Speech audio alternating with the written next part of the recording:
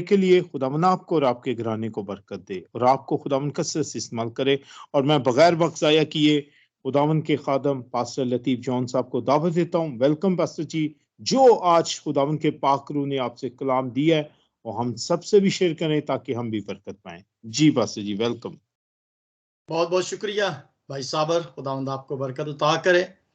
मेरी तरफ से और मेरे घराने की तरफ से आप सबकी खिदमत में सलाम, आदाब, जी आन, वेलकम कहते हैं। थैंक यू सिस्टर नसरीन, आपने मेरे लिए दुआ की है और तमाम परस्तारों के हम शुक्रगुजार हैं जिन्होंने बड़े दिल के साथ परस्तश की है। दिल तो यही करता है कि सारी परस्तश करें, लेकिन वक्त को मद्देनजर रखते हुए हम सबको इजाजत नहीं दे सकते, लेकिन हर रोज इबादत होती है, कोई मसला इसमें नहीं है। हम सबको मौका देना चाहते हैं तो जरूर इस मौके से फायदा उठाएं।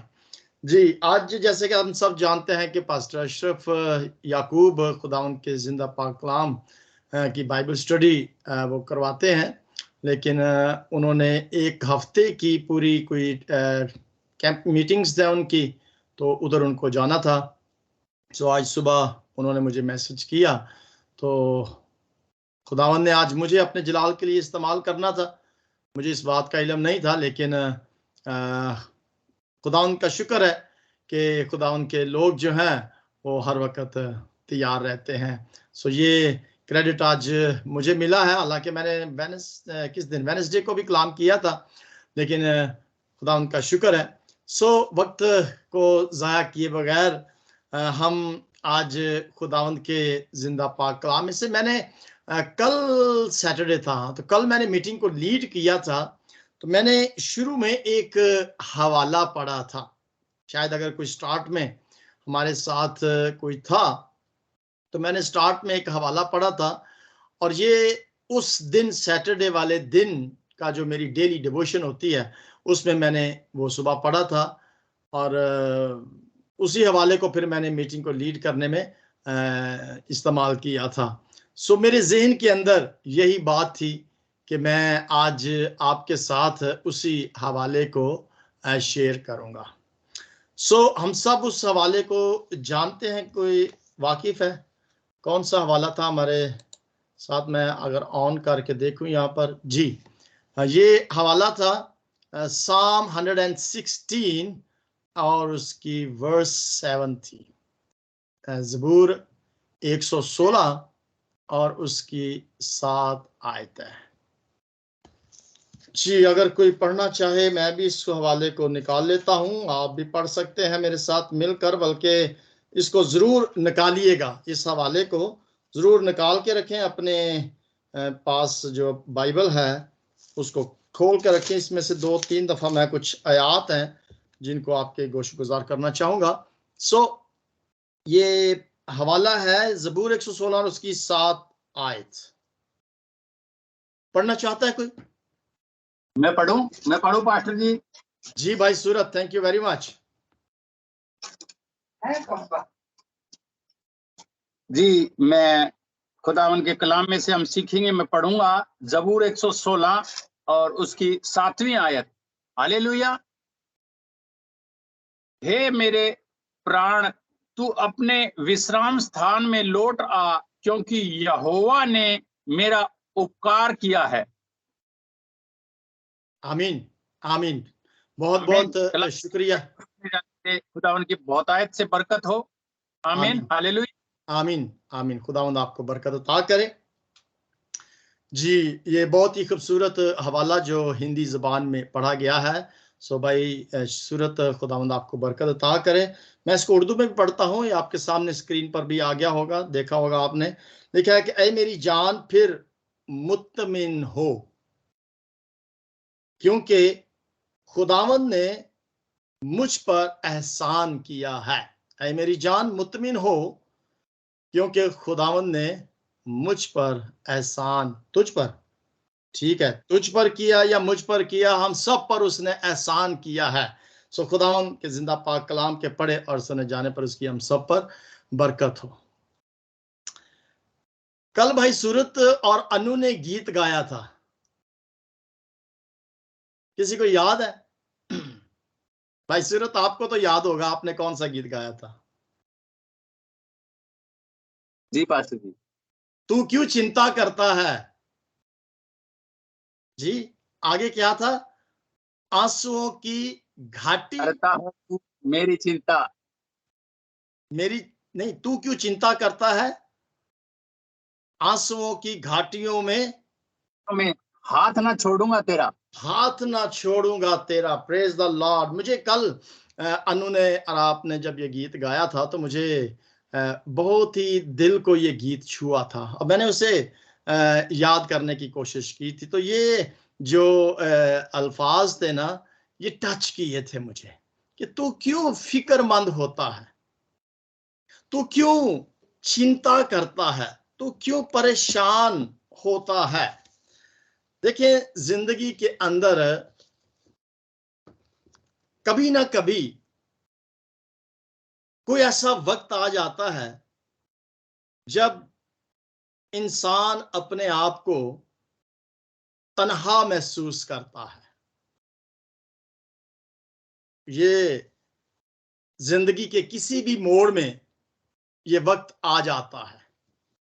कोई भी सिचुएशन, कोई भी हालत हमारी जिंदगी के अंदर आ सकती है और आती भी है। और मेरा ख्याल है कि हम सबकी जिंदगियों के अंदर भी ये ऐसा मौका जो है वो जरूर आया होगा। लेकिन एक बात को हम जरूर याद रखते हैं कि सारी दुनिया आपको छोड़ जाए, और जब भी आप अपने आप को तन्हा महसूस करें, तो याद रखिएगा कि सिर्फ और सिर्फ हमारा खुदा जो है वो हमारे साथ होता है। वो किसी का साथ नहीं छोड़ता।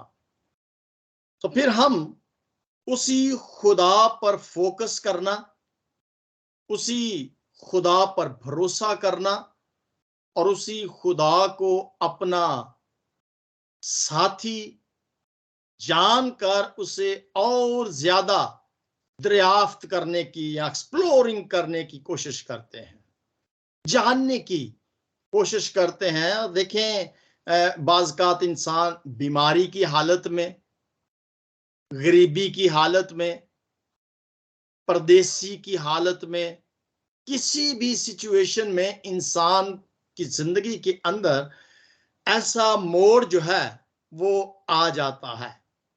लेकिन जो खुदा पर यकीन रखते हैं कि उसका वादा है कि मैं तुम्हें कभी भी तन्हा, यतीम या अकेला नहीं छोड़ूंगा, तो फिर उन्हें याद रखना चाहिए कि कोई भी हालत हमारी जिंदगी के अंदर आ जाए, खुदा हमें कभी भी तन्हा नहीं छोड़ता।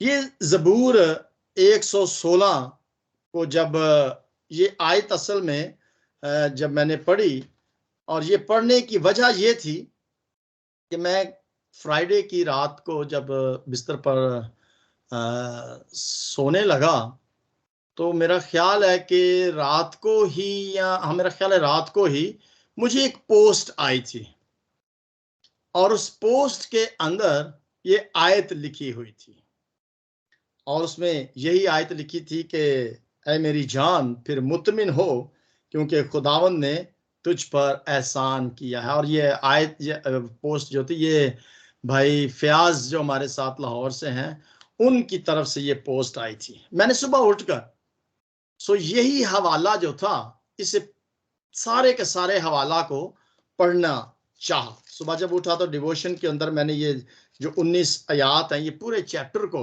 मैंने पढ़ा, और पढ़ने के बाद मुझे ये महसूस हुआ कि ये आवाज दाऊद की है, और दाऊद इस वक्त अपने आप को बड़ा मुत्तमिन समझता है। उसकी वजह कि वो कहता है कि खुदावंद ने तुझ पर एहसान किया है। यानी कि वो खुद से हम कलाम हो रहा है, खुद से बात कर रहा है। अगर आप इसको शुरू से पढ़े ना, तो वो मैं का लफ्ज इस्तेमाल करता है कि मैं खुदावंद से मोहब्बत रखता हूं।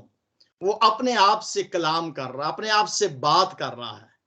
और ये बड़ी ऐसे हालात हमारी आपकी जिंदगी में आ जाते हैं कि जब इंसान ये महसूस करता है कि मैं तन्हा हूं, और फिर बहुत सारे ख्यालात उसके जहन के अंदर आते हैं।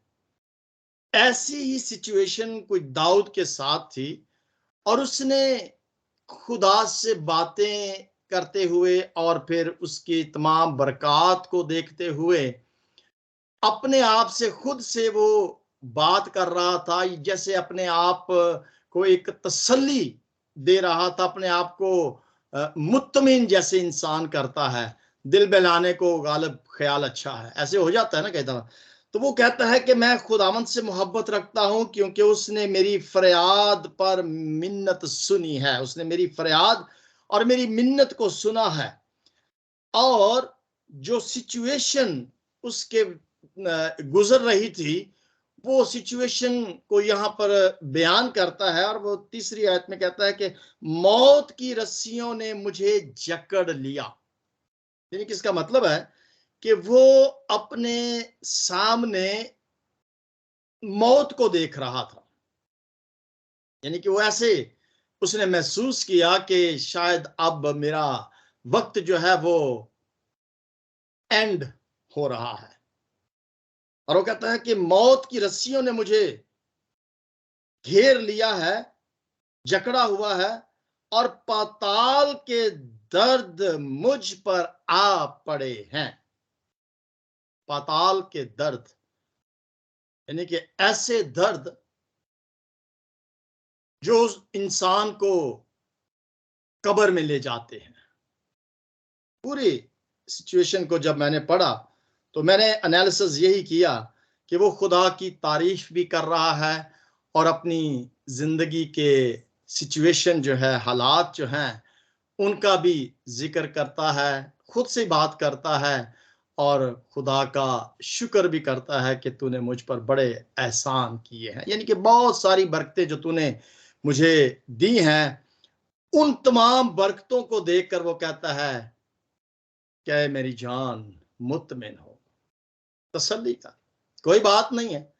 दुख, तकलीफ, परेशानियां, मुसीबत, तन्हाइयां आ जाती हैं, लेकिन तू मेरे साथ है, मैं मुतमिन। मेरे जीजो, इस आयत को मैं बार बार जब पढ़ता हूं तो मैं भी ऐसी हालत को, ऐसी सिचुएशन को महसूस करता हूं।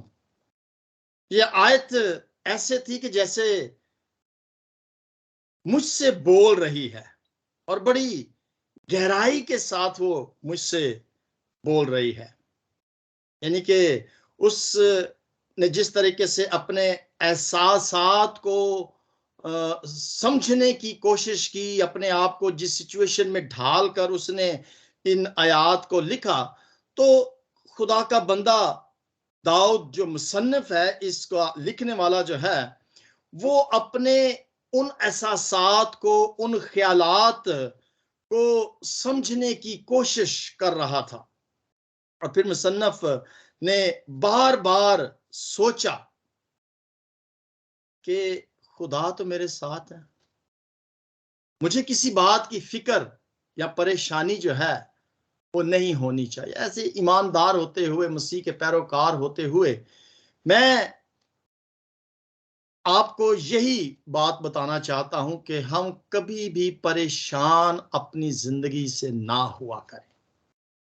दुख आते हैं, तकलीफें आती हैं, परेशानियां आ जाती हैं, तन्हाइयां भी आ जाती हैं, बहुत सारी जरूरतें पूरियां ना होने की वजह से भी परेशानी इंसान की जिंदगी के अंदर आ जाती हैं।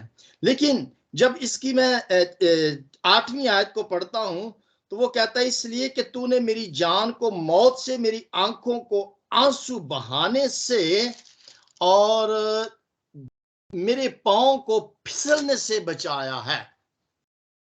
यहां पर वो फिर अपने आप को तसल्ली देता है कि तूने मेरी जान को मौत से और मेरे आंखों के जो आंसू हैं, देखिए तन्हाई जब वो इंसान की जिंदगी में आ जाती है तो बेअख्तियार वो आंसू जो हैं वो फिर आंखों से बहना शुरू हो जाते हैं। तो वो कहता है कि मुझे क्यों रोने की जरूरत है, मुझे क्यों परेशान होने की जरूरत है, मुझे क्यों आंसू बहाने की जरूरत है।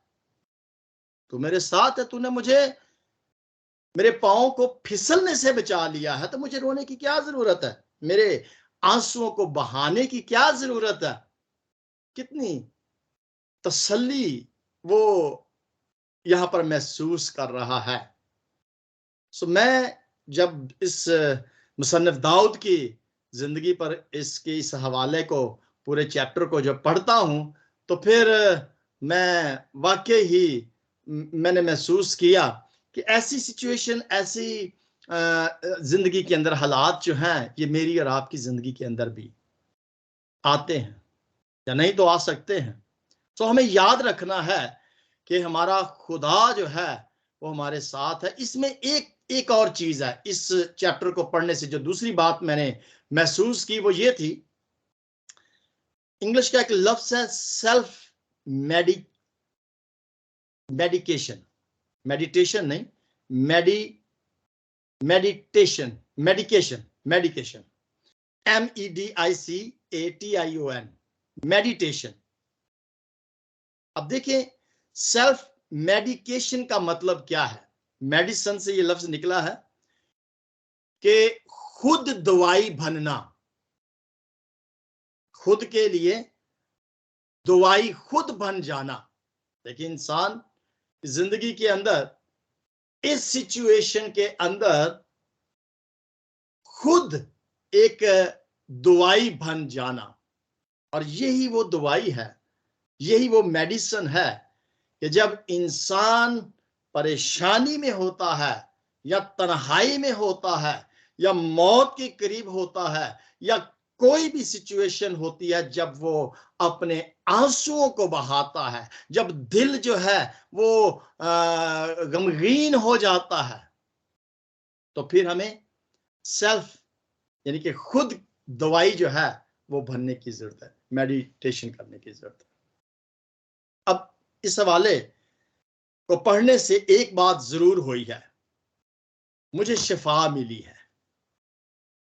कैसी शिफा मिली है? देखिए जब दिल परेशान होता है, तो जब आपके कंधे पर कोई सर रखता है या आपके जब कोई बगलगीर होता है या जब आपके हाथ के ऊपर कोई हाथ बड़े प्यार से या कंधे पर ऐसे बड़े प्यार के साथ हाथ फेरता है या बड़े प्यारे अल्फाज आपके साथ हमदर्द बड़े अल्फाज जब वो आपके साथ बोलता है, तो मैं समझता हूं कि वहां पर कम से कम इंसान का जो आधा मर्ज होता है वो दूर हो जाता है।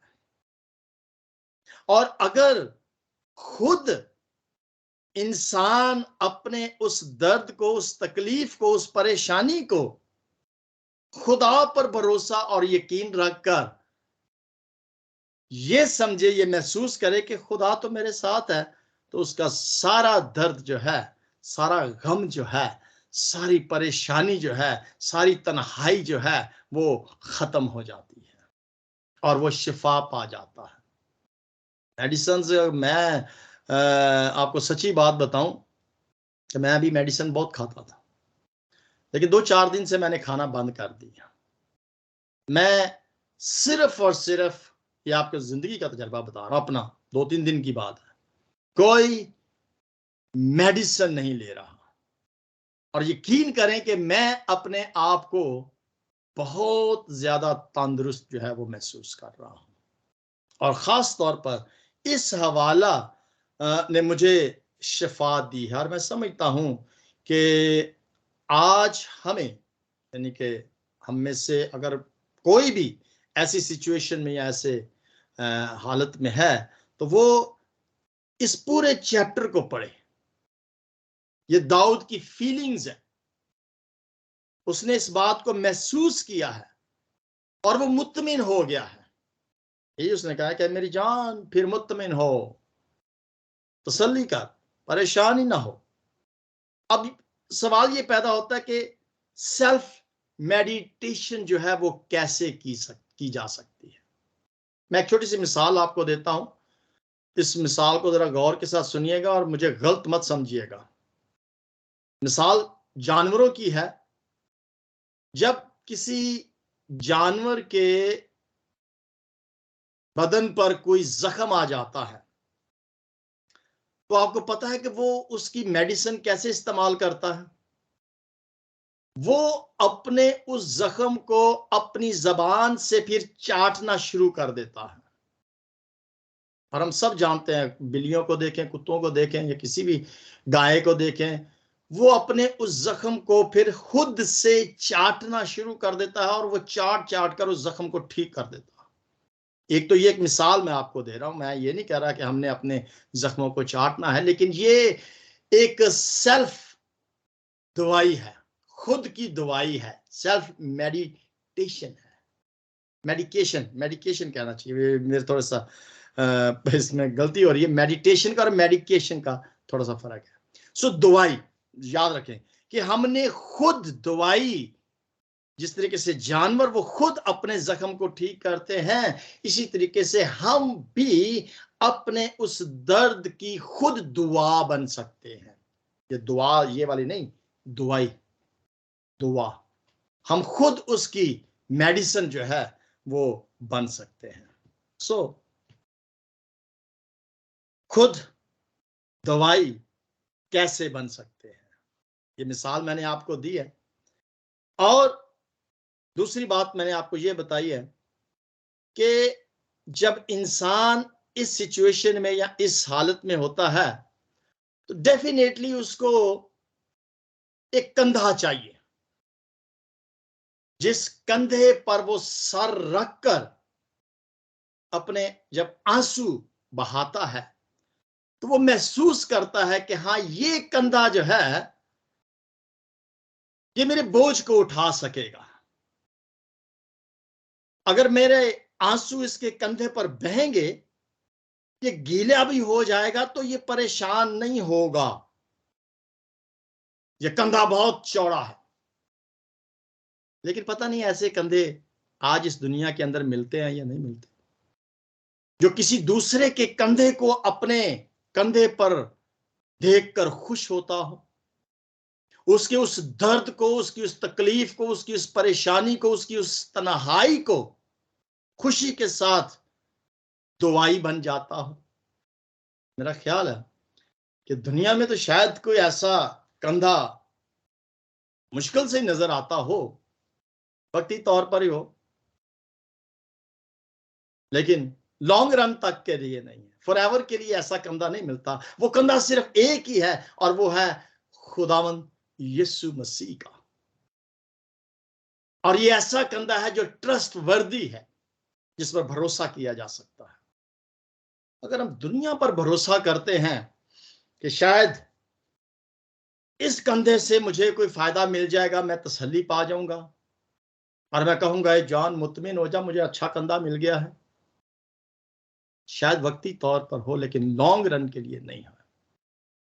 सो इसका मतलब है कि सेल्फ मेडिकेशन के लिए हमें अगर किसी कंधे की भी जरूरत पड़ती है तो वो खुदा से बढ़कर कोई और शोल्डर नहीं हो सकता जिस पर हम भरोसा करें, और सिर्फ हमारे खुदा का ही वो कंधा हो सकता है जो हमें ऐसे मकाम पर जब हम पहुंचते हैं तो वो ही हमें वो जब तसल्ली देता है तो हम मुत्मिन हो जाते हैं।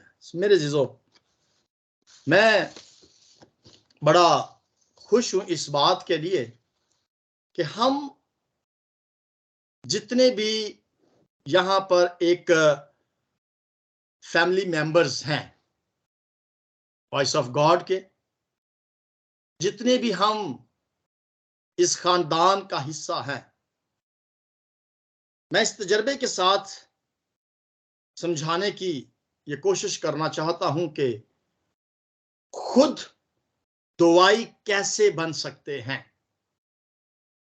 याद रखिएगा, आखिरी पॉइंट में आपके सामने रखता हूं, टाइम हमारा हो गया है। खुदा के जिंदा पाक कलाम में लिखा है कि हम मसीह का बदन है। वी आर वन बॉडी, एक बदन है। और अगर किसी जानवर के जख्म हो जाता है तो वो खुद अपने उस बदन को इस्तेमाल करके अपने जख्म को ठीक जब कर लेता है, तो फिर आज से हम इस बात का जुमा लेते हैं कि अगर हम एक बदन हैं, क्योंकि मसीह का यह फरमान है, तो फिर एक बदन होकर हम दूसरे बदन के जख्म को, उसकी तन्हाई को, उसकी परेशानी को दूर करने का वसीला जरूर बन सकते हैं।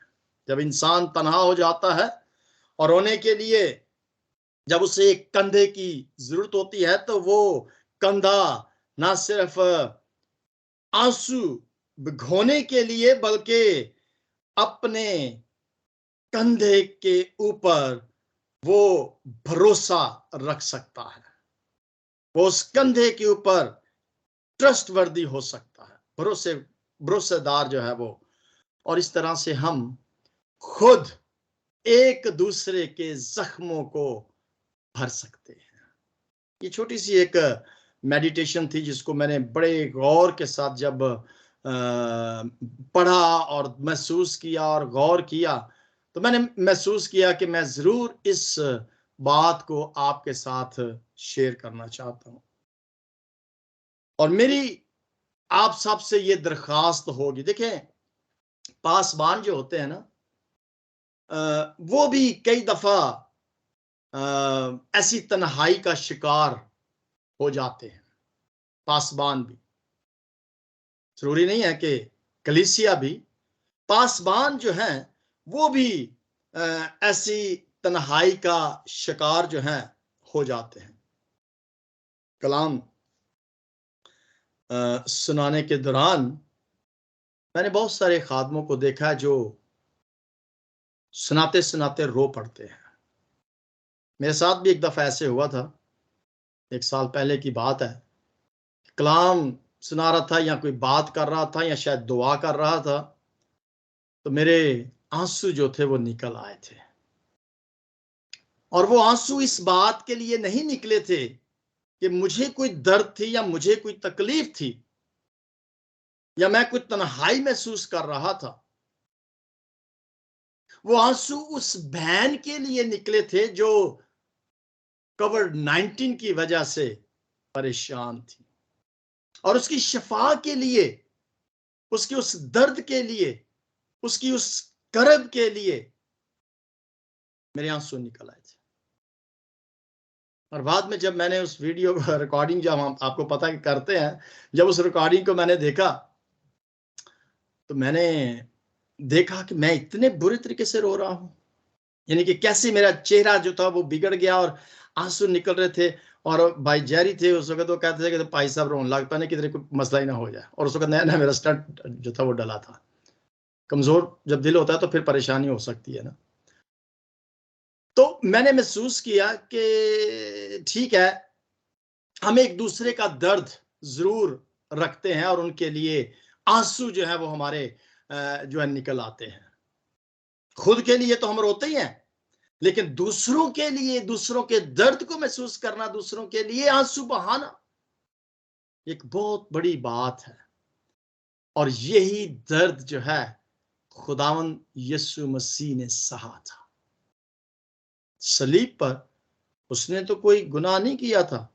जो कांटों का ताज उसके सर पर रखा गया था, जो पसली में नेजा उसने खाया था, जो सिरका उसने पिया था, जो सलीब उसने उठाई थी, जो कपड़े उसके फाड़े गए थे, जो दर्द उसने सहा था, जो तन्हाई उसने महसूस की थी, क्या बाप तूने मुझे क्यों छोड़ दिया, मैं प्यासा हूं, ये तमाम के तमाम उसकी फीलिंग्स थी। उसने कोई गुनाह नहीं किया था। ये सारी की सारी जो सिचुएशन थी वो मेरे और आपके लिए सह रहा था। मेरे लिए उसने आंसू बहाए थे, मेरे लिए सलीब उठाई थी। हम सब के लिए वो प्यासा था, हमारी मोहब्बतों के लिए वो प्यासा था। हमारे खातिर उसने पसली में और कांटों का ताज जो था वो लहू बहाया था। वो दर्द सही थी, वो तन्हाई सही थी, वो जुदाई उसने सही थी। मेरे जीजो, सोचिएगा, जब हम इस ईद क़यामतुल मसीह के त्यौहार को मनाते हैं तो कोशिश कीजिएगा कि हम किसी के सर के लिए एक मजबूत कंधा बन जाए, जो अपने सर को हमारे कंधे पर रखकर ये कह सके कि मेरी जान मुत्मिन हो जा, क्योंकि खुदा ने तुझ पर एहसान किया है। ये एहसान खुदा ने अपने बेटे की कुर्बानी का मेरे और आप सब के लिए किया है। काश के इस ईद क़यामतुल मसीह में हम इस एहसास को महसूस करें कि हमारा खुदा कभी भी हमें तन्हा और यतीम और अकेला नहीं छोड़ सकता। वो एक ऐसा ट्रस्ट वर्दी कंधा है जिस पर पूरी जिंदगी हम भरोसा रख सकते हैं। मैं फिर यही कहूंगा, तू क्यों चिंता करता है? आंसुओं की घाटियों में तू क्यों रहता है? खुदावंद इस कलाम के वसीला से हम सबको कसरत से बरकत अता करे। आमीन and God bless you all. आमीन आमीन। थैंक यू पास्टर जी। हम चंद लम्हों के लिए अपनी आंखों को बंद करेंगे और आज इस खूबसूरत